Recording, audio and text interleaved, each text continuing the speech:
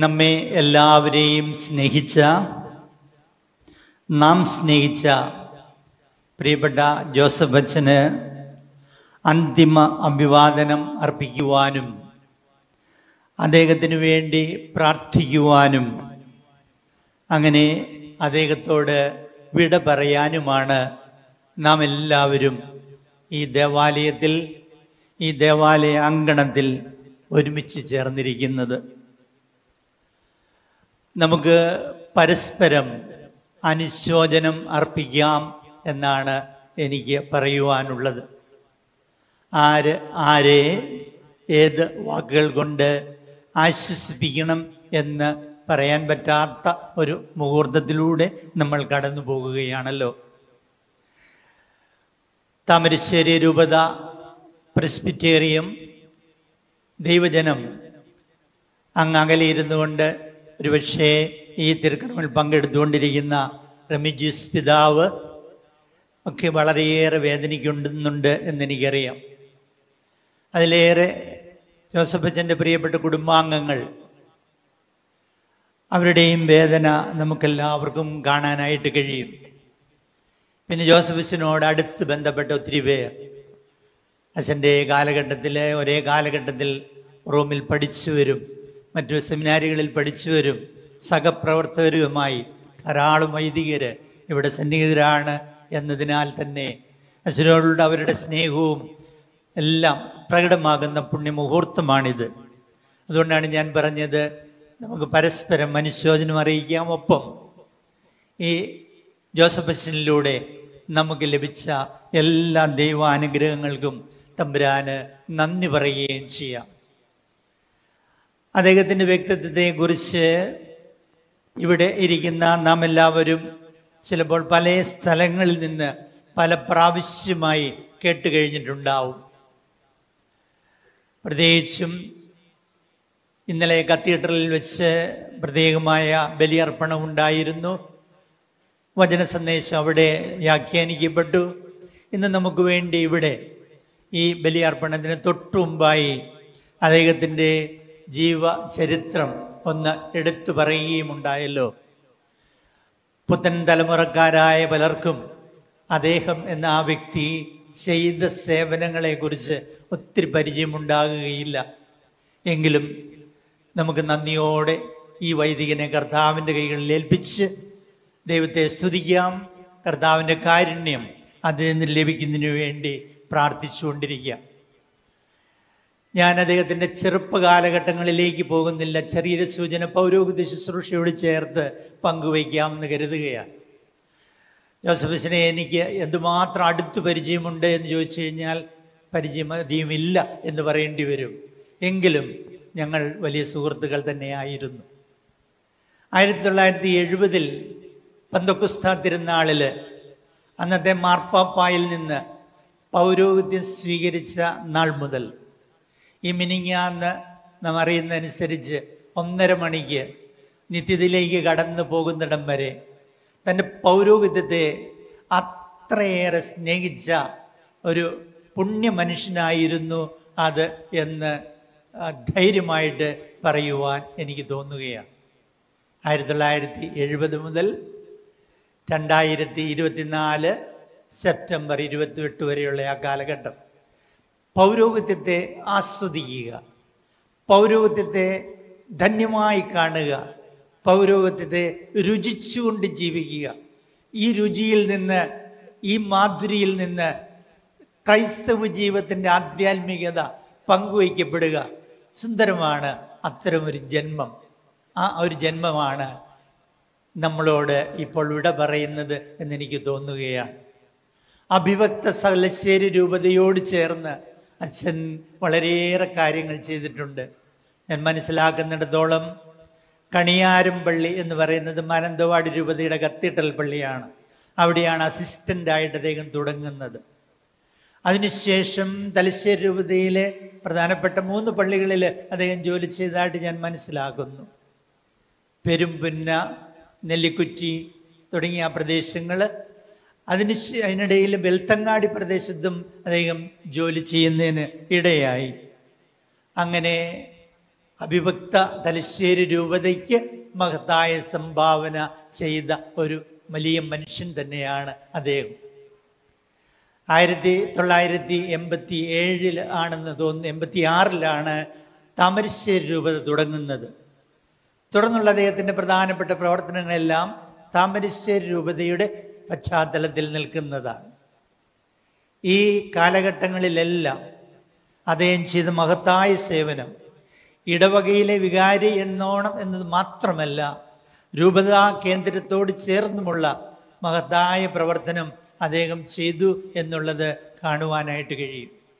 ജീവചരിത്രത്തിലൂടെ ഇങ്ങനെ കടന്നു പോകുമ്പോൾ ഞാൻ മനസ്സിലാക്കുന്ന ഒരു പ്രത്യേക കാര്യമുണ്ട്. 4 പ്രധാനപ്പെട്ട അഭിമന്യ പിതാക്കന്മാരോടൊത്ത് പ്രവർത്തിക്കുവാനുള്ള ഒരു മഹാഭാഗ്യം അദ്ദേഹത്തിന് ലഭിച്ചു എന്നുള്ളതാണ്. അദ്ദേഹത്തെ കണ്ടുമുട്ടിയിട്ടുള്ള ആളുകളുമായിട്ട് ബന്ധപ്പെടുമ്പോൾ നമ്മൾ തിരിച്ചറിയുന്ന ഒരു പ്രധാനപ്പെട്ട കാര്യമുണ്ട്. എന്താണ് ഈ ജോസഫ് അച്ഛൻ്റെ പ്രത്യേകത? അത് ഞാൻ മനസ്സിലാക്കുന്നിടത്തോളം അദ്ദേഹത്തിൻ്റെ ജീവിത ലാളിത്യമാണ്. നമ്മെ ഓരോരുത്തരെയും, അത് പണ്ഡിതനെയും പാമരനെയും കുബേരനെയും കുചേലനെയും ഒരുപോലെ ആദരവോടെ നോക്കിക്കാണാനും സ്നേഹിക്കുവാനുമുള്ള അദ്ദേഹത്തിൻ്റെ അസാമാന്യമായ ചാതുരി ആസ്വദിക്കേണ്ടത് തന്നെയാണ്. എത്ര ബഹുമാനത്തോടു കൂടിയാണ് ഓരോരുത്തരോടും ബന്ധപ്പെടുക. ഇതിനെല്ലാം പുറമെ ആരും അറിയാത്ത ഒരു രഹസ്യമുണ്ട്.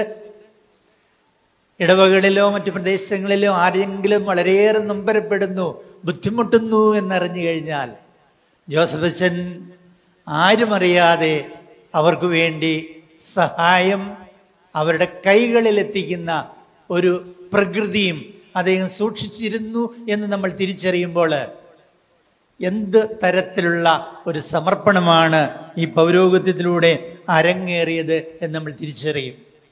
ഞാൻ മനസ്സിലാക്കുന്നതോളം ഇതിൻ്റെ പിന്നാമ്പുറങ്ങളിൽ അദ്ദേഹത്തെ ശക്തിപ്പെടുത്തിയത് മുഴുവനും അദ്ദേഹത്തിൻ്റെ അത്യഗാധമായ പ്രാർത്ഥനാ ജീവിതമാണ്. നന്നേ ചെറുപ്പത്തിലേ വൈദികനാകുവാനുള്ള ഒരു അഭിവാഞ്ച ഉള്ളിൽ സൂക്ഷിച്ചിരുന്നു എന്നാണ് ഞാൻ തിരിച്ചറിയുന്നത്.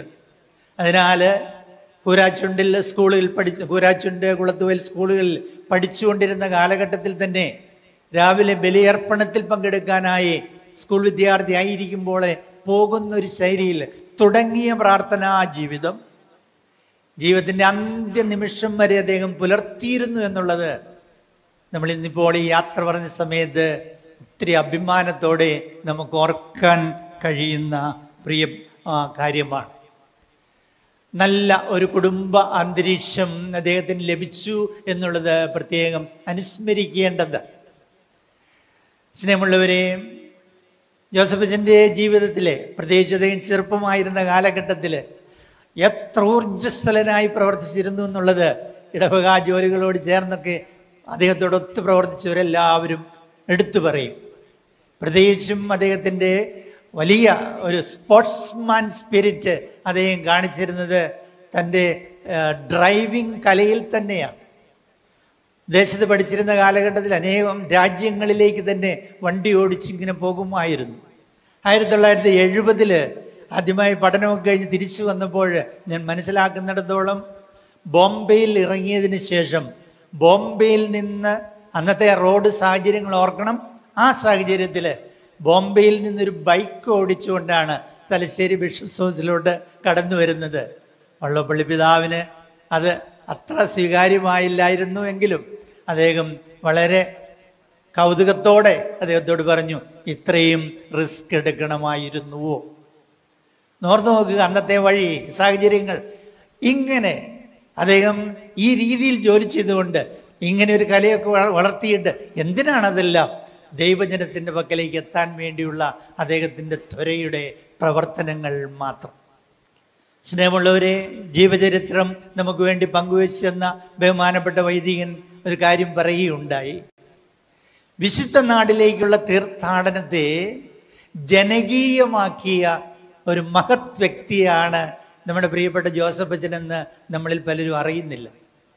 വിശുദ്ധ നാട് നമുക്ക് കാണാനായിട്ട് പോകാനായിട്ടും ഒരാഗ്രഹമുള്ള നാടാണ്. അതിനെ ജനകീയമാക്കി. 1995 അദ്ദേഹം ആദ്യത്തെ തീർത്ഥാടന ഗ്രൂപ്പുമായി പോകുന്നത്. അങ്ങനെ പോയി അവരെ അതെല്ലാം കാണിച്ചു കൊണ്ടുവരികയാണ്. പക്ഷെ അതൊരു ടൂറിസ്റ്റുകളെ കൊണ്ടുപോകുന്നത് പോലെ അല്ല അദ്ദേഹം കൊണ്ടുപോയിരുന്നത് എന്നുള്ളതാണ് അതിൽ പങ്കെടുത്ത എല്ലാവരുടെയും അനുഭവം. അദ്ദേഹം അതിനു മുമ്പ് തന്നെ അവരെ പ്രാർത്ഥിച്ചൊരുക്കും, കുമ്പസാരിപ്പിച്ചൊക്കെ ഒരുക്കും, ധ്യാനം നടത്തി ഒരുക്കും, തിരുവചനങ്ങൾ ഭാഗങ്ങളൊക്കെ വായിച്ച് കേൾപ്പിച്ച് ഇനി ഈ സ്ഥലമാണ് നമ്മൾ കാണാൻ പോകുന്നത് എന്ന് പറഞ്ഞ് പരിചയപ്പെടുത്തിയിട്ട് ആ സ്ഥലത്ത് തന്നെ കൊണ്ടുപോയി. ഉദാഹരണത്തിന് താബോർ മല, രൂപാന്തരീകരണത്തിന്റെ മലയാണല്ലോ അത്, മലയിലെ പ്രസംഗം നടത്തിയ സ്ഥലം, ഇതൊക്കെ പരിചയപ്പെടുത്തിയതിനു ശേഷം അവിടെ കൊണ്ടുപോയി അവിടെ ഇരുന്നു കൊണ്ട് വചനം ഒന്നുകൂടി വായിച്ച് ഈശോ സംസാരിക്കുന്നത് അതേപടി കേട്ട് കടന്നു പോന്ന അങ്ങനത്തെ തീർത്ഥാടനം. ഇങ്ങനെ 55 ഗ്രൂപ്പുകളുമായി പോയി എന്ന് പറയുമ്പോൾ ഒന്ന് ഓർത്ത് നോക്കുക, എത്ര വലിയൊരു പ്രേക്ഷിത പ്രവർത്തനമാണ് ഇതിലൂടെ ചെയ്തത്. വിശ്വാസ ബോധ്യം ഉണർത്തുക, പ്രാർത്ഥനാ ജീവിതം വളർത്തുക, ആത്മീയ ധന്യതയെക്കുറിച്ച് പ്രബോധനം നടത്തുക. ഇതിനുവേണ്ടി തന്നെ നടത്തിയ തീർത്ഥാടന യാത്രകൾ. ഈ കൊണ്ടുപോക്കുകളുടെ ഇടയിൽ അദ്ദേഹം നൊമ്പരപ്പെടുന്ന ചില മുഹൂർത്തങ്ങളും ഉണ്ടായി എന്ന് ഞാൻ തിരിച്ചറിഞ്ഞിട്ടുണ്ട്. ഒരിക്കലൊരു ഗ്രൂപ്പുമായി പോയപ്പോൾ അതിൽ ഒരു അംഗം മരിച്ചുപോയി. ഒരു കുടുംബനാഥനാണ് മരിക്കുന്നത്. അങ്ങനെ ഒരാൾ മരിച്ചു കഴിഞ്ഞാൽ എന്താണ് ചെയ്യുക? ആകെ അങ്കലാപ്പാണ്. പക്ഷേ ആ കൂട്ടത്തിലുണ്ടായിരുന്ന ഈ ആളിൻ്റെ കുടുംബനാഥ, ഭാര്യ, കൂടെ ഉണ്ടായിരുന്ന ആൾ പറഞ്ഞു, നമുക്ക് ഈ വിശുദ്ധ നാട്ടിൽ തന്നെ ഈ വ്യക്തിയെ മൃതസംസ്കാര സമരത്തിനായി വിട്ടുകൊടുക്കാം, നമുക്ക് അങ്ങനെ ചെയ്യാമെന്ന് പറഞ്ഞപ്പോൾ പ്രശ്നം വളരെ എളുപ്പത്തിൽ പരിഹരിക്കുകയായി. ഒരുങ്ങിയാണ് പ്രാർത്ഥിച്ചാണ് പോകുന്നതെങ്കിലും ഇക്കൂട്ടത്തിൽ ചിലര് അദ്ദേഹത്തെ നൊമ്പരപ്പെടുത്തിയിട്ടുണ്ട്. 2 പേർ ഒരിക്കലും ഒരു ഗ്രൂപ്പിൽ നിന്ന് അവര് രക്ഷപ്പെടാനായി അന്യനാട്ടിലേക്കുള്ള കുടിയേറ്റത്തിന് വേണ്ടി ശ്രമിച്ചു. ഉടനെ കൊണ്ടുപോകുന്നവരാണ് ശിക്ഷ അടയ്ക്കേണ്ടത് അവർക്ക് വേണ്ടി. കാര്യങ്ങളെല്ലാം വ്യക്തമായി അതിൻ്റെ ഓഫീസറോട് വെളിപ്പെടുത്തി കഴിഞ്ഞപ്പോഴത്തേക്കും father don't worry, I understand your difficulty എന്ന് പറഞ്ഞുകൊണ്ട് ആ ബുദ്ധിമുട്ടിനെ അതിജീവിക്കുവാനായി അദ്ദേഹത്തെ സഹായിച്ചു. ഈ കണ്ണീരിൻ്റെ മുഹൂർത്തങ്ങൾ ജോസഫ് അച്ഛൻ്റെ ഭാഷയിൽ ദൈവാനുഭവങ്ങളായി എനിക്ക് മാറുകയാണ് ചെയ്തത്. സ്നേഹമുള്ളവരെ, ഇങ്ങനെ ആളുകളെ വിശുദ്ധ ഗ്രന്ഥത്തിൻ്റെ പശ്ചാത്തലത്തിൽ വിശുദ്ധ നാടിനെ നേരിട്ട് പരിചയപ്പെടുത്തി വിശ്വാസ ബോധ്യങ്ങളിലേക്ക് ഉണർത്താൻ വേണ്ടി കഠിനാധ്വാനം ചെയ്തൊരു ജന്മം. ഇവിടെ നിങ്ങൾ വായിച്ചപ്പോൾ ശ്രദ്ധിച്ചിട്ടുണ്ടാവും, ഇസ്രായേൽ രാജ്യം അംഗീകരിച്ച ഔദ്യോഗിക ടൂർ ഗൈഡുമാരിൽ ഒരാളോടാണ് നമ്മളിപ്പോൾ യാത്ര പറയുന്നത്. രാജ്യം അംഗീകരിച്ചിരുന്ന ഒരു ഔദ്യോഗിക ടൂർ ഗൈഡ്. ഈ സ്ഥാനം വരെ കിട്ടണമെന്നുണ്ടെങ്കിൽ അദ്ദേഹത്തിൻ്റെ ഭാഷാ ചാതുരി, വർണ്ണനാ ചാതുരി, അവിടുത്തെ സിസ്റ്റത്തെക്കുറിച്ചുള്ള അറിവ്, ആർക്കിയോളജിക്കൽ ബിബ്ലിക്കൽ ഗ്രൗണ്ടുകളെ കുറിച്ചുള്ള നല്ല അറിവ്, പരിജ്ഞാനം, ഇവയെല്ലാം ഇതിൻ്റെ പശ്ചാത്തലത്തിലുണ്ട് എന്ന് നമ്മൾ അറിയണം. കഠിനാധ്വാനത്തിലൂടെ നേടിയെടുത്ത ആത്മീയ ബോധ്യങ്ങളെ ഇങ്ങനെയാണ് അദ്ദേഹം പങ്കുവച്ചത്. സ്നേഹമുള്ളവരെ, ജോസഫ് അച്ഛൻ്റെ പ്രിയപ്പെട്ട സഹോദരൻ ജോസ് ചേട്ടനെയും അതുപോലെ മൂത്ത സഹോദരി ജമ്മ സിസ്റ്ററിനെയും നമുക്കൊക്കെ അറിയാം. ഒരു സഹോദരി ചിന്നമ്മ നേരത്തെ തന്നെ നിത്യത്തിലേക്ക് വിളിക്കപ്പെട്ടു. ഈ സഹോദരങ്ങളോട് എനിക്ക് പറയുവാനുള്ളത്, നിങ്ങൾ ഒത്തിരി സന്തോഷത്തോടു കൂടി തന്നെ പ്രിയപ്പെട്ട ജോസഫ് അച്ഛനെ ഈശോയ്ക്ക് ഏൽപ്പിച്ചു കൊടുക്കണം. നിങ്ങളുടെ ഒരു സഹോദരൻ ഈശോയുടെ സുന്ദര സാക്ഷിയായി പൗരോഹിത്യ വിളിയിലൂടെ ധന്യമായ സമർപ്പണം നടത്തിയിട്ട് ഈശോയുടെ പക്കലേക്ക് പോകുകയാണ്. അതിനാൽ ഞാൻ നിങ്ങളോട് പറയും, ഒട്ടും വേദനിക്കേണ്ടതില്ല. ഞാൻ ഇന്നലെ തന്നെ ഉച്ച കഴിഞ്ഞപ്പോൾ ജോസ് ചേട്ടനെ നേരിട്ട് തന്നെ ഒന്ന് വിളിച്ചു. ഞാൻ ചോദിച്ചു, ജോസ് ചേട്ടാ എന്തു പറയുന്നു? ജോസ് ചേട്ടൻ എനിക്കൊരു നല്ല പ്രത്യേക മറുപടി തറഞ്ഞു. ഞാൻ വീണ്ടും വീണ്ടും സമർപ്പിച്ച്, ഈശോയ്ക്ക് സമർപ്പിച്ച് ഇങ്ങനെ പ്രാർത്ഥിച്ചുകൊണ്ടിരിക്കുകയാണ് എന്ന്. ജോസ് ചേട്ടന് ലഭിച്ച വലിയ ആധ്യാത്മിക അനുഭവത്താൽ കേരളക്കരയിലെ നവോത്ഥാന കരിസ്മാറ്റിക് നവോത്ഥാന മണ്ഡലം എത്രമാത്രം പ്രശോഭിതമായി എന്ന് ഇവിടെ ഇരിക്കുന്ന നിങ്ങൾക്ക് എല്ലാവർക്കും അറിയാം. ഇങ്ങനെ ഒരു കുടുംബ പശ്ചാത്തലം, ഇവയെല്ലാം ദൈവത്തിൻ്റെ കൃപയായി നമുക്ക് തിരിച്ചറിയേണ്ടതുണ്ട്. അതിനാൽ പ്രിയമുള്ള സഹോദരങ്ങളെ, നിങ്ങളെ, കുടുംബാംഗങ്ങളെ, നിങ്ങളോട് ഞാൻ പറയുന്നു, അഭിമാനത്തോടുകൂടി നിങ്ങൾ ഈ തിരുക്കർമ്മങ്ങളിൽ പങ്കെടുക്കണം. പ്രാർത്ഥനാപൂർവം തമ്പുരാന് ഏൽപ്പിച്ചു കൊടുക്കണം. സ്വർഗത്തിലെത്തി ഈ ജോസിയേട്ടൻ നമുക്ക് വേണ്ടി മധ്യസ്ഥം വഹിച്ചുമുള്ളൂ. പ്രിയമുള്ളവരെ, ഞാൻ പൊതുവിശേഷങ്ങളാണ് ഇപ്പോൾ പറഞ്ഞത്. എന്നാൽ നിങ്ങൾക്ക് അത്രയും പരിചയമില്ലാത്ത എന്നാൽ ഒരു സുപ്രധാന കാര്യത്തിലേറ്റും കൂടി നിങ്ങളുടെ ചിന്തകളെ ഞാൻ കൊണ്ടുപോവുകയാണ്.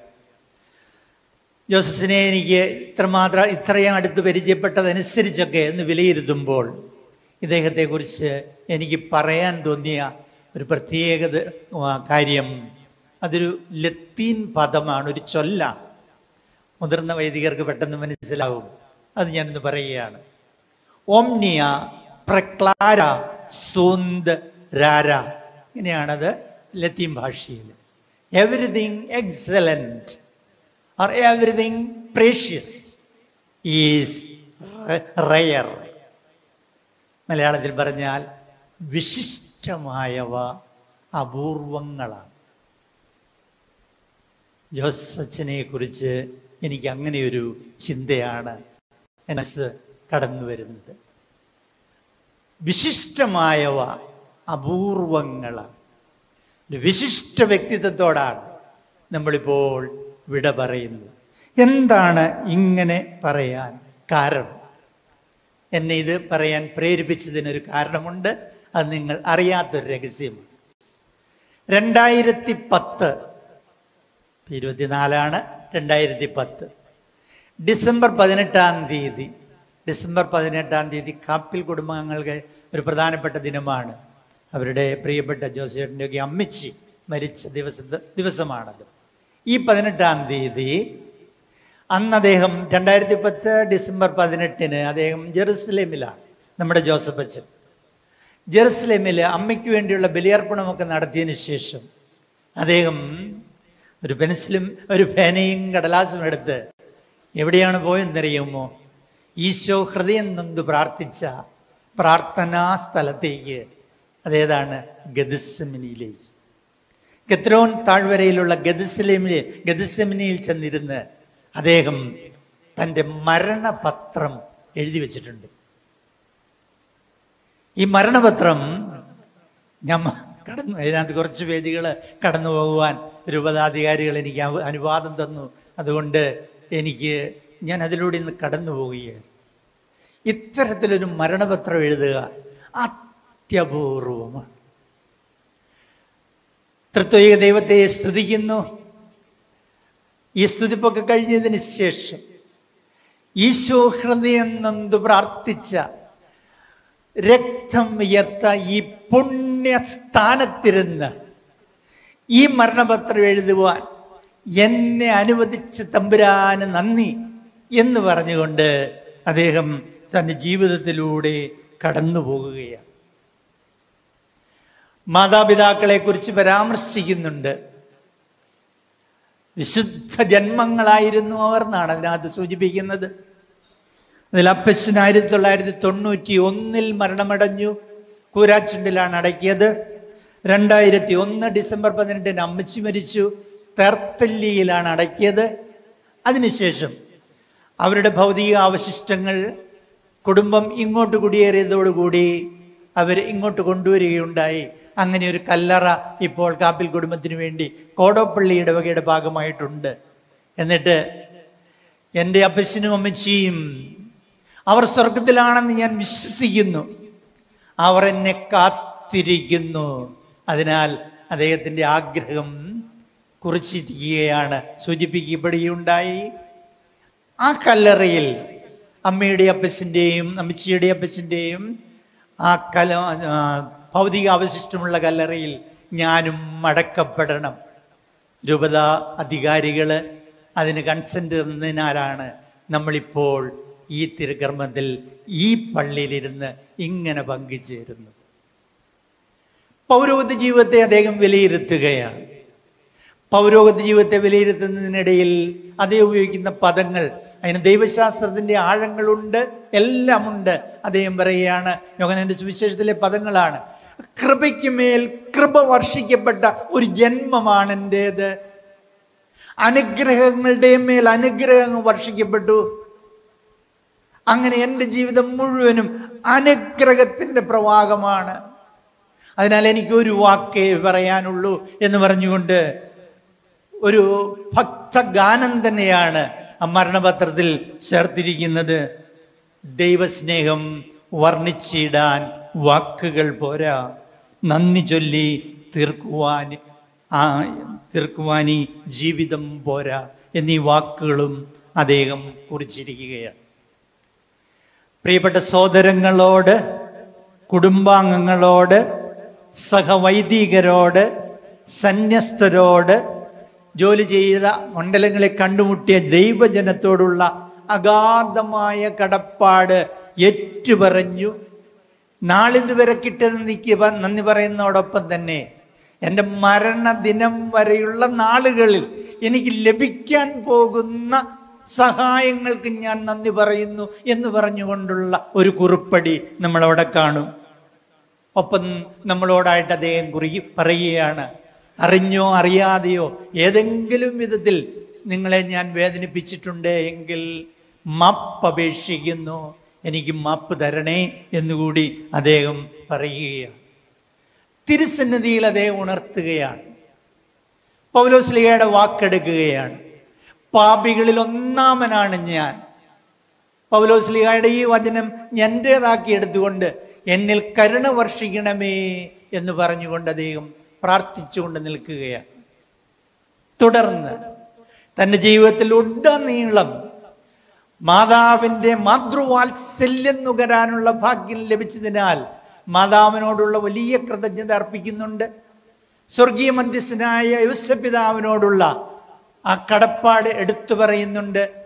മറ്റു പ്രത്യേക വിശുദ്ധരോട്, മാലാഖമാരോടുള്ള, കവൽമാലാഖമാരോടുള്ള തൻ്റെ കടപ്പാടും ഏറ്റുപറയുകയാണ്. അങ്ങനെ എല്ലാവർക്കും നന്ദി അർപ്പിക്കുകയാണ്. പരിശുദ്ധ അമ്മയോടുള്ള പുത്രസഹജമായ ആ സ്നേഹം എപ്പോഴും അന്തരാത്മാവിൽ സൂക്ഷിച്ചിരുന്നതിനാൽ നന്മ നിറഞ്ഞ മറിയമേ എന്ന പ്രാർത്ഥന അനുസ്യൂതം ഉരുട്ടുകൊണ്ടിരുന്നു എന്ന് നമ്മൾ തിരിച്ചറിയേണ്ടിയിരിക്കുന്നു. കാരണം ഈ ദിവസങ്ങളിൽ ICUവിൽ അദ്ദേഹം കിടന്നപ്പോഴും ആരും പറഞ്ഞു കൊടുക്കാതെ അദ്ദേഹം ഉയർത്തിക്കൊണ്ടിരുന്ന ഏക പ്രാർത്ഥന നന്മ നിറഞ്ഞ മറിയമേ സ്വസ്തി എന്നായിരുന്നു എന്ന് തിരിച്ചറിയുമ്പോൾ എത്ര അഗാധമായ ദൈവൈക്യത്തിൽ കഴിഞ്ഞ ഒരു പുണ്യ മനുഷ്യനോടാണ് നമ്മൾ ഇപ്പോൾ യാത്ര പറയുന്നത്. ഈ മരണപത്രം എഴുതിയ ദിനം മുതൽ എൻ്റെ ദൈവം എനിക്ക് നൽകാൻ പോകുന്ന ആ നല്ല മരണം പ്രാപിക്കാനിരിക്കുന്ന ദിനത്തിനു വേണ്ടി ഞാൻ പ്രാർത്ഥിച്ചു തുടങ്ങുന്നു. 2010 ഡിസംബർ 18 ഈ വാക്കുകൾ. ഇങ്ങനെ എഴുതിയ ഈ കത്ത് ഈശോ രക്തം വിയർത്ത സ്ഥലത്ത് കൊണ്ടുപോയി വെച്ച് പ്രാർത്ഥിച്ചു. തുടർന്ന് കൽവരിയിൽ കൊണ്ടുപോയി വെച്ച് പ്രാർത്ഥിച്ചു.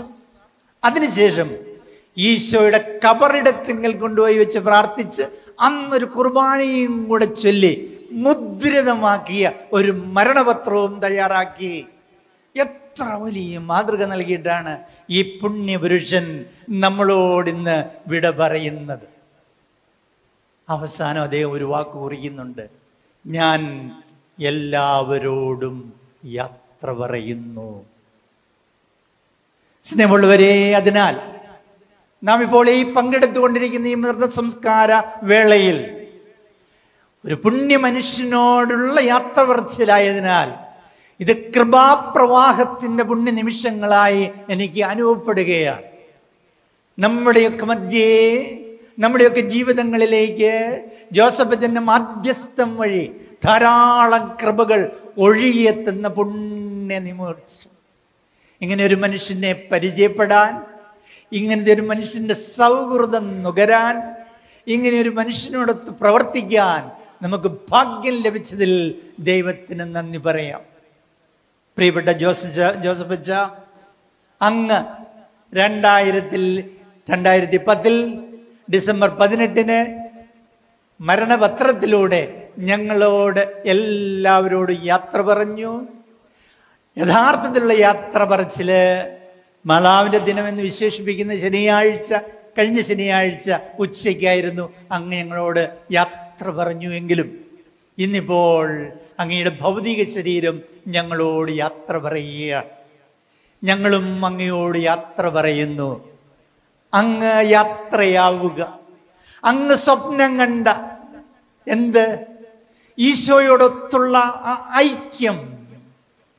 എന്തിനായി ഈശോ വന്നു? ആ ദൈവൈക്യം. അങ്ങ് സ്വപ്നം കണ്ട ആ ദൈവൈക്യം, ആ അനശ്വര കിരീടം നല്ല തമ്പുരാൻ അങ്ങേക്ക് നൽകട്ടെ എന്ന് ഞങ്ങളെല്ലാവരും ഒന്നിച്ചു പ്രാർത്ഥിക്കുന്നു. പ്രിയമുള്ളവരെ, ഈ ബലിയിൽ ഈ ആഗ്രഹങ്ങളെ നമുക്ക് കർത്താവിന് കൊടുക്കാം. ജോസഫച്ചൻ തൻ്റെ ജീവിത കാലഘട്ടത്തിൽ ചെയ്ത നന്മകൾക്ക് എല്ലാത്തിനും നന്ദിയുടെയും സ്തുതിയുടേതുമായി നമുക്ക് ഈ ബലിയിൽ പ്രാർത്ഥിക്കാം. ഒപ്പം എന്തെങ്കിലും കുറവുകളുണ്ടെങ്കിൽ പരിഹരിക്കപ്പെടണമേ എന്ന് തീക്ഷ്ണമായി പ്രാർത്ഥിക്കുകയും ചെയ്യാം.